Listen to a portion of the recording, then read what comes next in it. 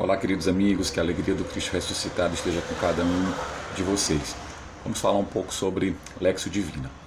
A Lexio Divina é a leitura orante da Bíblia. Não é algo novo, é algo antigo. Os monges já praticavam esse exercício. É um exercício que tem por objetivo, por finalidade, levar o homem e a mulher a uma maior intimidade com Deus. Na verdade, Deus fala conosco por meio das Escrituras e nós falamos a Deus quando oramos. Então, fazer o exercício da Lexio Divina já é uma coisa que acompanha a antiga tradição monástica. E nos últimos tempos, nós estamos redescobrindo essa belíssima tradição. Com o Concílio Vaticano II, nós passamos a ter a firme convicção de que era necessário termos o conhecimento de Cristo por meio das Escrituras. O Concílio Vaticano II lembrou a antiga máxima de São Jerônimo, ignorar as Escrituras é ignorar o próprio Cristo.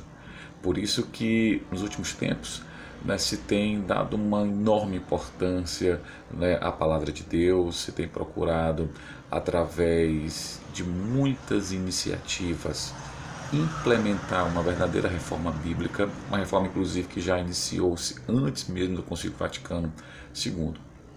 E essa reforma nada mais é do que fazer com que esta palavra ela chegue nas mãos de todos os cristãos e cristãs, de todos os homens e mulheres que querem viver essa intimidade com Deus. A Lexio Divina, ou a leitura orante da Bíblia, foi proposta em 4 passos. A leitura, a meditação, a oração e a contemplação. São passos que são precisos ser dados, mas a partir do momento que você começar a exercitar a Lexio Divina, você vai ver que vai ter horas que você não vai saber qual é o passo que você vai estar dando. Porque esses passos eles são apenas uma metodologia para que a gente possa, assim, aplicando, entrar nessa intimidade com Deus e viver esse ritmo da palavra, o ritmo que quer justamente dar sentido à nossa vida. Um ritmo marcado justamente por esta palavra que, como diz a própria Escritura, ela é viva, mais eficaz do que uma espada de 2 gumes. Então, indo direto ao ponto, o primeiro passo da Lexio Divina é a leitura. O que é que nós fazemos na leitura? Ora, nós lemos. A pergunta que nós nos fazemos é: o que é que o texto diz? Então nós escolhemos um trecho da Escritura. Uma sugestão é de que esse trecho seja da própria liturgia diária. Por que da liturgia diária? Porque ela nos coloca em sintonia com um grande movimento orante de toda a igreja no mundo. Quando nós estamos orando com o Evangelho da liturgia diária, nós estamos apertando as mãos de todos os cristãos e cristãos espalhados pelo mundo todo. E nós estamos, assim, estabelecendo um ritmo diário, um ritmo diário em consonância com toda a grande comunidade dos crentes e dos crentes espalhados pelo mundo inteiro. Então, mas é claro, você pode escolher qualquer trecho da Sagrada Escritura, qualquer um, para fazer a Lexio Divina. Essa é apenas uma sugestão, você fazer com o Evangelho do dia. Então, quando você faz a leitura, a gente primeiro esbarra num grande desafio. O grande desafio é que costuma-se dizer que o brasileiro não gosta de ler. Então, é um grande desafio. E quando a gente afirma isso, não gostar de ler significa uma dificuldade de interpretação, uma dificuldade de ver as entrelinhas, uma dificuldade de se perguntar sobre o autor, sobre o gênero literário, se perguntar sobre o destinatário, enfim. A gente acaba não tendo essas preocupações porque já barramos a leitura já pelo fato de não gostar. Então nós temos que primeiro vencer isso, temos que estabelecer para nós, principalmente com relação à Sagrada Escritura, um espaço, um bom espaço para fazermos a leitura. A leitura ela se torna ainda mais produtiva quando nós temos um estudo bíblico. eu quero depois gravar um outro vídeo falando sobre o estudo bíblico. Então, quando nós temos o estudo bíblico, então o texto ele tem uma possibilidade de se abrir muito mais. Mas na leitura, então você vai, na verdade, se preocupar, né, primeiro em ler pausadamente aquele texto. Então você vai perceber ali os personagens, a situação, as palavras-chave, você vai se preocupar com o ambiente, né? Você pode se preocupar naquele momento com a leitura, com o autor, né, daquele trecho. Aquele trecho ele não pode ser lido de forma solta, né? Então, porque um texto fora do contexto, já sabemos disso, está no pretexto. Então, é importante nós nos perguntarmos o autor daquele pequeno trecho que nós estamos lendo, o destinatário, a comunidade daquele autor. É claro que algumas dessas preocupações, né, elas não vão estar com você, principalmente se você está começando agora a fazer a Lexio Divina, se você ainda não tem um estudo bíblico, então pode ser que algumas dessas preocupações você não consiga responder logo.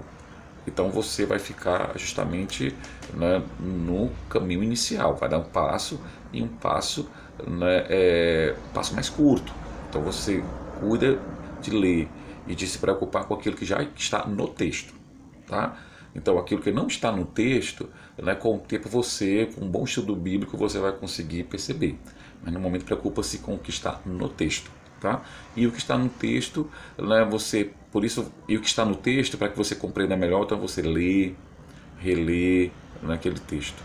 Numa terceira vez, você já vem aí procurando estar mais atento, né, a tudo que pertence àquele texto. Repito o que eu disse: personagens, ambientes, palavras-chave, conflitos, né, os grupos representados ali. Então você já fica, né, atento a isso. Então esse é o primeiro passo da leitura, né? Então eu vou fazer uma comparação para ver se vocês entendem um pouco melhor. Imagine uma corrida, né? Uma pessoa, ela está fazendo uma corrida, então ela corre e ela não vai prestar atenção na paisagem, né, porque ela está preocupada em chegar no seu destino. Mas se ela voltar depois àquele mesmo lugar, né, e ela, ao invés de se preocupar com o destino, ela se preocupar apenas em fazer um leve treino, né, de reconhecimento, né, daquele lugar, ela vai poder ter a possibilidade de perceber mais o que está ao redor dela. Então, é por isso que nós lemos mais de uma vez. A primeira vez é como aquele corredor que quer chegar logo ao destino. Na segunda vez é como aquele corredor que está fazendo apenas uma leve corrida, né, naquele percurso, que está ali descobrindo, né, um pouco, né, quais são os desafios daquele percurso. Segundo passo, meditação, né? A meditação é um passo onde me acompanha uma pergunta, né, o que o texto me diz. Ora, se você leu e se você dialogou com o próprio texto, vai ficar alguma coisa impressa na tua alma. Uma palavra, a ação de um personagem, vai ficar impresso na tua alma alguma coisa desse texto. E é justamente com isso que você vai, neste momento, refletir. Meditar nada mais é do que refletir um pouco mais demoradamente. Então, vamos imaginar uma coisa: você pegou a palavra "eu sou o pão da vida". Imagina que você está fazendo o Lexio Divina com João capítulo 6.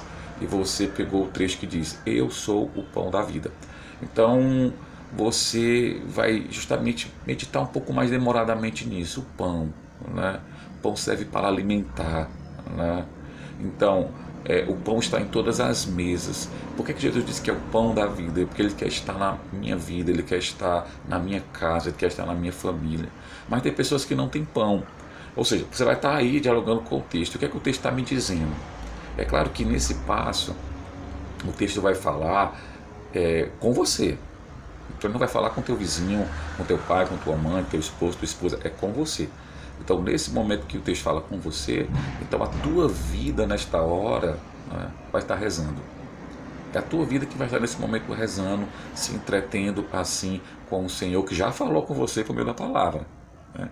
E aí nesse entretenimento com o Senhor, nesse diálogo amoroso de amigos, você faz o terceiro passo, que é a oração. A oração é o terceiro passo. Muitas vezes nós estamos já meditando e essa meditação já me leva a rezar e eu volto, medito, rezo. Então esses dois passos eles estão assim muito alinhados, né? Esses dois passos, a meditação e a oração. O quarto passo, a contemplação, na verdade não cabe a nós, né?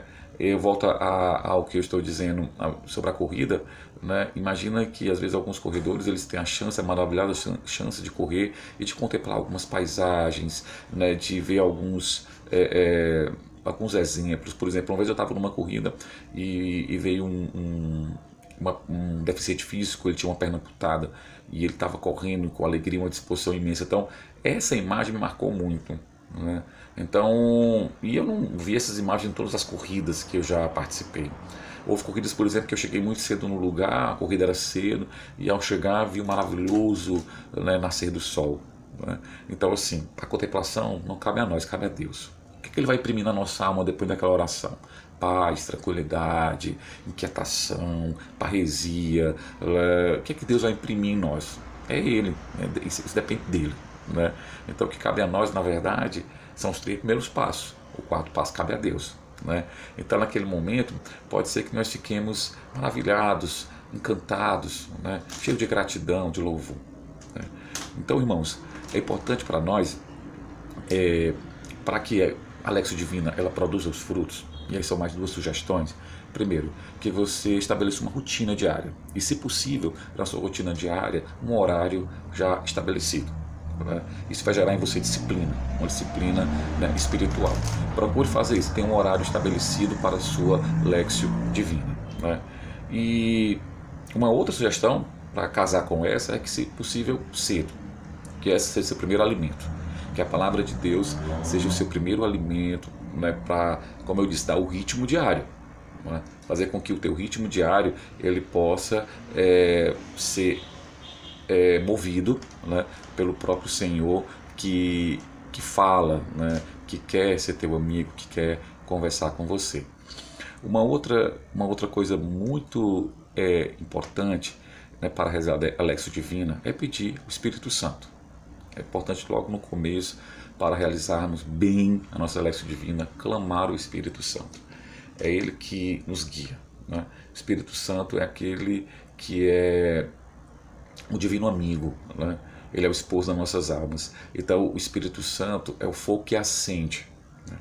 Então nós precisamos clamar Ele, né, o Espírito, né? Como diz São João, Ele é o nosso defensor, né? Ele é o nosso advogado, Ele reclama pela nossa vida constantemente. Então temos que pedir ao Espírito Santo para que Ele nos auxilie e nos ajude a fazer uma boa Lexio Divina.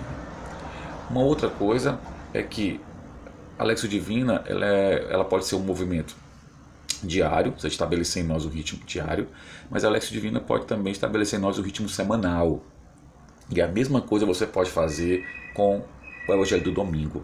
E o domingo tem uma riqueza imensa, porque no domingo é o dia em que nós, como comunidade, nos encontramos em torno da mesa da palavra, da mesa da Eucaristia, na Santa Missa. Então, o domingo tem um grande valor. Papa São João Paulo II escreveu, né, um pequeno documento sobre o domingo, né, que eu aconselho vocês a ler, depois eu posso estar postando aí, onde ele fala da importância de nós celebrarmos o domingo, né? Não como um dia como os outros dias, mas um dia em que, como comunidade, né, dos crentes, nós nos encontramos para celebrar o grande mistério, que é a ressurreição de nosso Senhor Jesus Cristo. É a Páscoa, né, que nós atualizamos em cada celebração dominical. Então, e isso vai marcar o nosso ritmo semanal. A palavra do domingo, a meditação, né, no domingo, inclusive, que nos é auxiliada e belamente auxiliada pela homilia na missa que nós participamos, vai fazer com que ecoe pelo resto da semana aquela palavra e que nos garanta, assim, uma maior intimidade, né, com o Senhor. Então, meus irmãos, né, Deus abençoe vocês, que o exercício da Lexio Divina possa ajudar cada um de nós, né, a viver o que é mais importante, que é a intimidade com o nosso Deus, com um amigo que nos espera, que está pronto para dialogar conosco. Deus abençoe a todos.